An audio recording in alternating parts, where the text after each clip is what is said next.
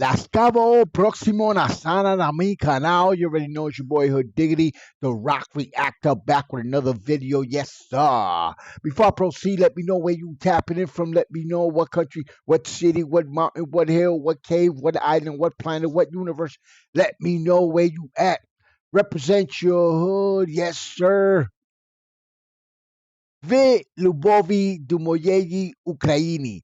Stojašić boom, ja stojuš Ukraino. You, that's right, guys. If you notice, I am not screaming. I don't have that much excitement as I normally do.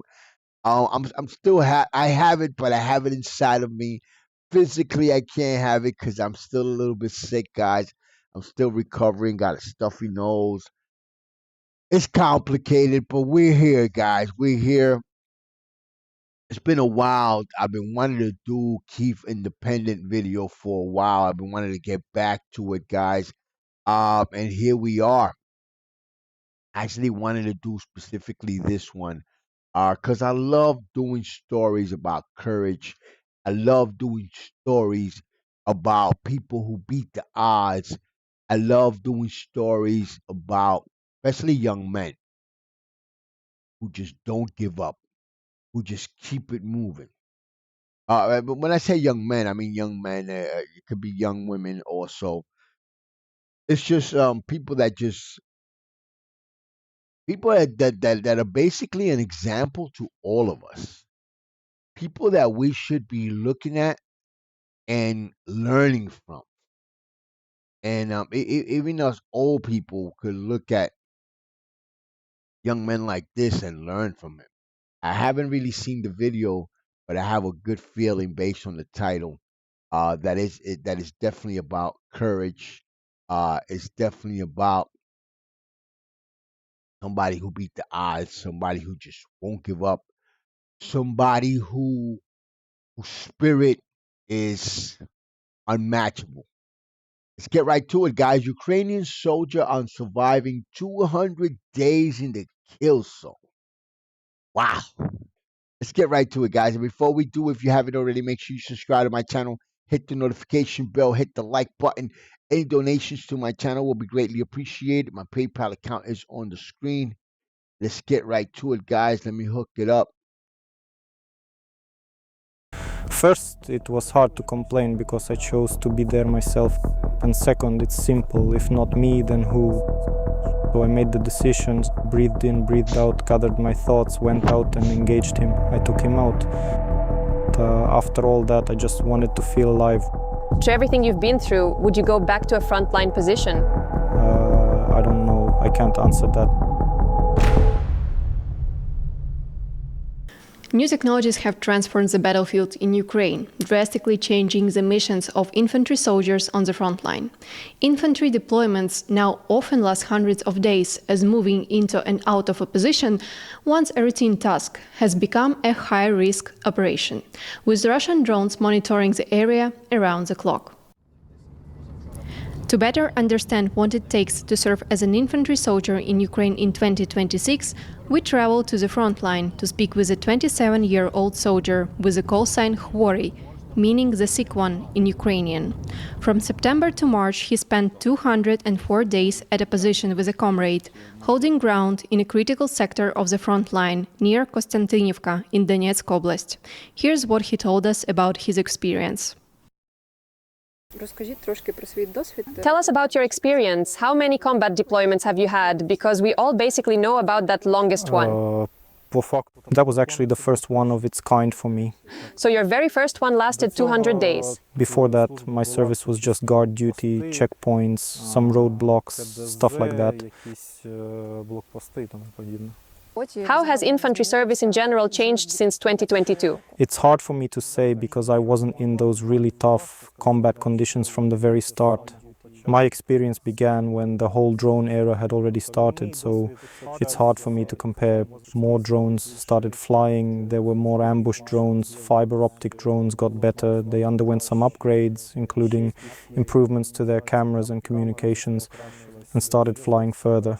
It just got more dangerous. to put it simply. If we talk about you as a soldier who has to counter these dangers, how did it get harder for you personally? I think you just have to improve your skills in dealing with these drones, like shooting them down. Did it become harder to hide or maybe harder to pick up supplies because there's constant surveillance? Yes, it definitely got harder. When I first got there, I could still move around with a reconnaissance drone overhead while staying concealed by vegetation. But now, to keep people safe when they're coming in or going out, they try to wait for weather that makes it harder for drones to operate. You said those 200 days, 204 to be exact, were your first combat deployment. What did you feel when you found out you'd be going out on your first combat mission? Honestly, I didn't have any strong reaction. I knew where I was going and what to expect. I'd prepared myself for that kind of stuff.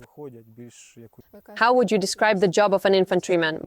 What's the hardest part, especially compared to other roles in the military? You risk your life more, and those in and out movements are the toughest part. What about physical endurance and fitness? Well, it depends on how you gear up. For me, being young, it's easier to handle than for some older guy. What's the average infantryman like? It's usually someone 30 to 40 years old, just an ordinary working class person. What kept you going for so long at the position? First, it was hard to complain because I chose to be there myself. And second, it's simple. If not me, then who? That's it. That's crazy. He said first it was hard to complain because I chose to be there. See, guys, it seems to me that this young man, from the beginning, he prepared himself mentally to what to expect, expecting the worst and hope for the best. And I think that mentally he was prepared.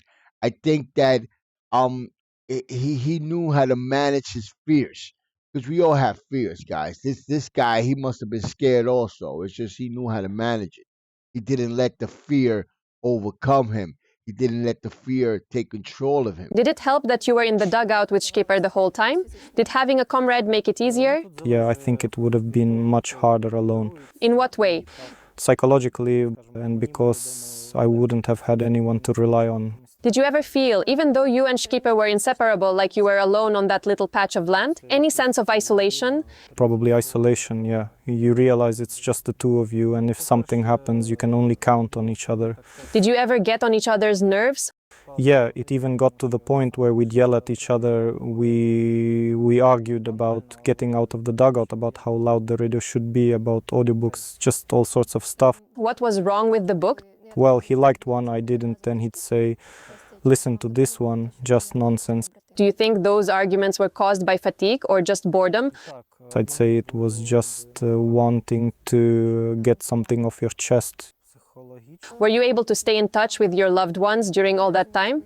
Yeah, our command set it up so we could record voice messages on the radio. They'd send them to our families, and our families would send messages back, which they'd play for us over the radio. You mentioned that while you were on position, you had one engagement, but a lot of incidents happened around you. Yeah, close calls. So what was the most dangerous thing you personally faced on position? That would be the firefight when you don't know how it'll end. And the drones flying around us, you can't tell if they've spotted you or are just doing recon or what. When it comes to drones, do you see them yourself or does someone tell you one's nearby? Usually you hear them, if you see one, it's already really close. That's probably really bad if you actually see it. What do you feel when you see a drone? Yeah, if you see it and it's looking at you with its camera, that's it. If I can, I hide. What's your action plan? You hear it. What do you do next? If I realize hiding isn't an option, then I have to shoot at it. I can't run away from it. How many times did you have to shoot at drones?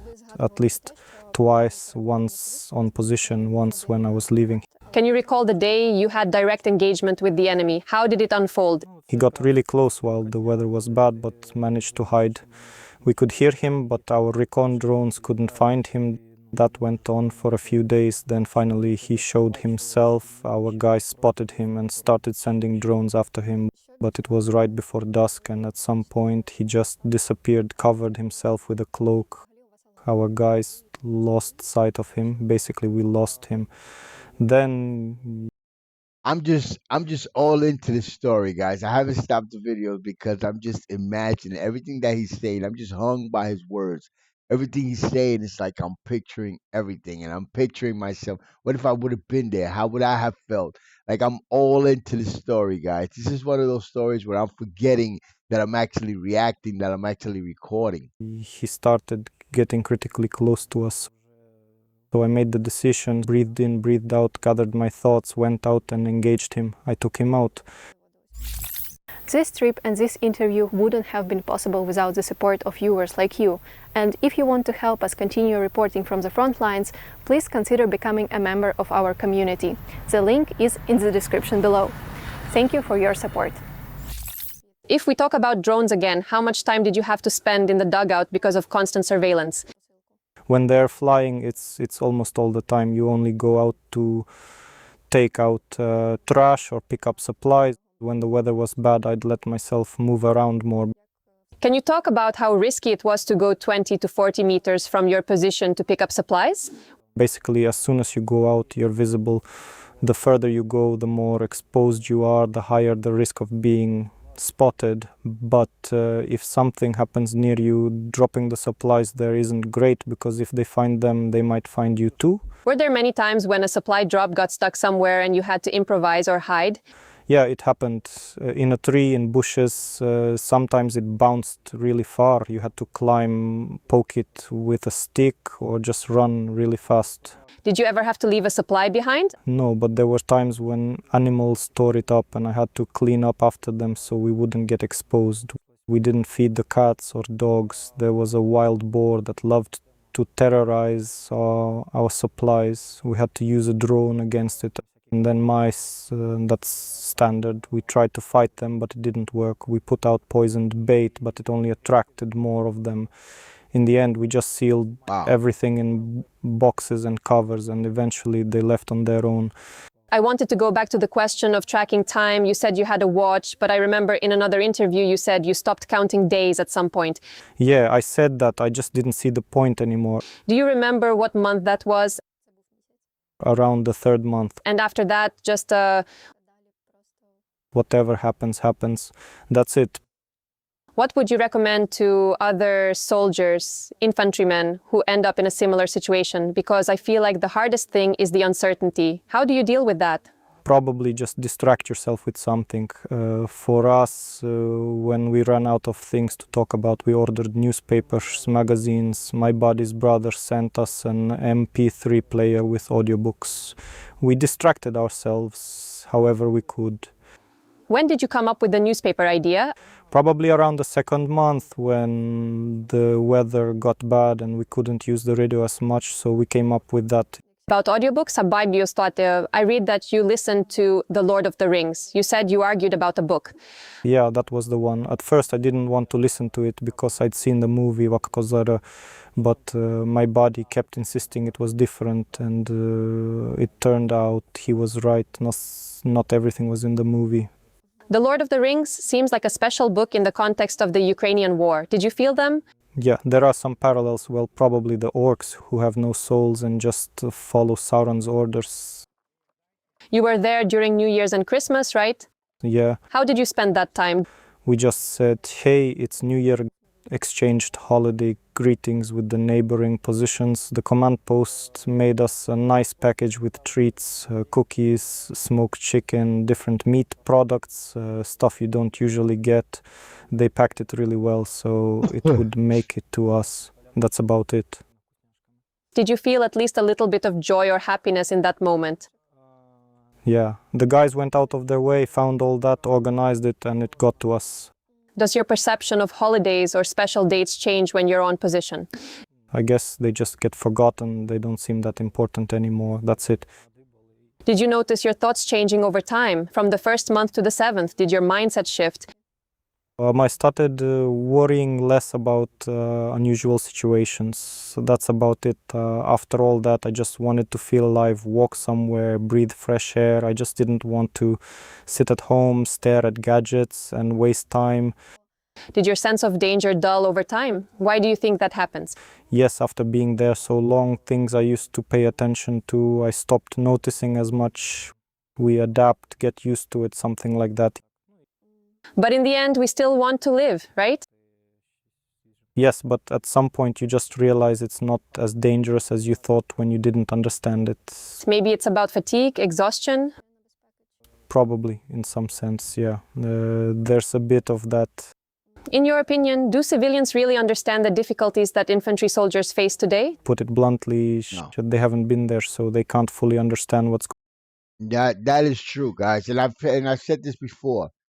We could never, no matter how much we sit here and we talk about it, and we could talk all day. If you haven't been there, you will never know what a soldier goes through. You will never know what being on the front line, what being in the battlefield is. We would never, ever, ever know. We could have an opinion. We could comment. We can say we know what it feels like, but we don't.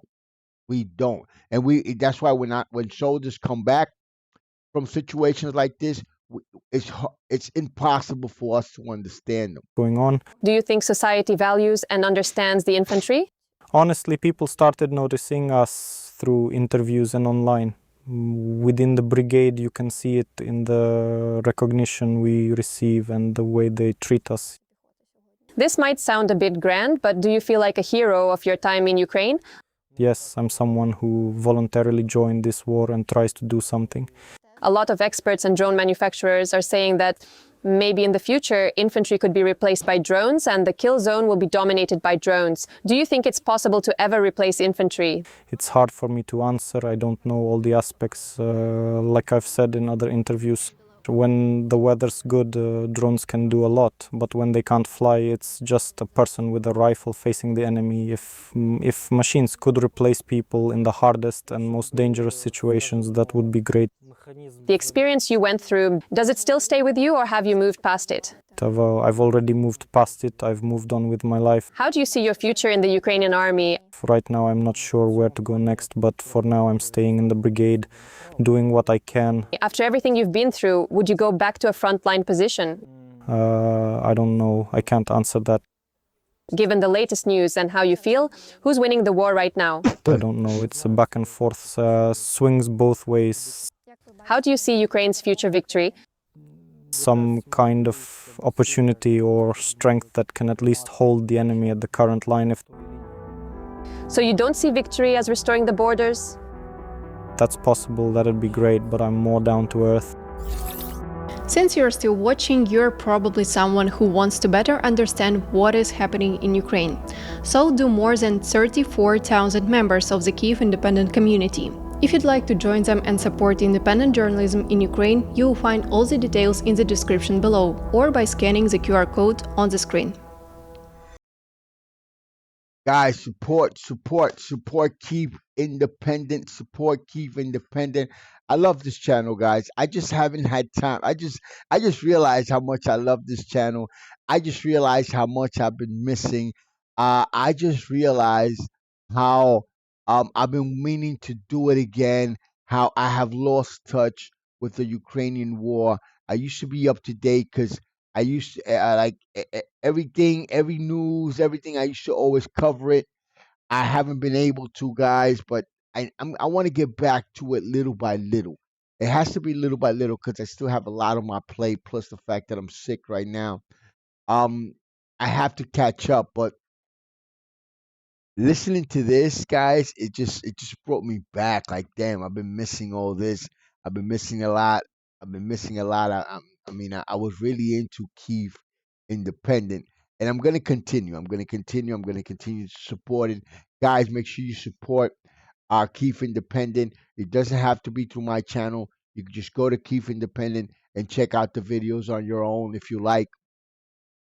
But just make sure that you support Kyiv Independent, support all the Ukrainian soldiers and the international soldiers that are out there fighting on the front line, putting their lives at risk for Ukrainian freedom. Guys, you already know, man. Subscribe to my channel, hit the notification bell, hit the like button. Any donations to my channel will be greatly appreciated. My PayPal account is on the screen. Slava Ukraini. Peace, love, and God bless.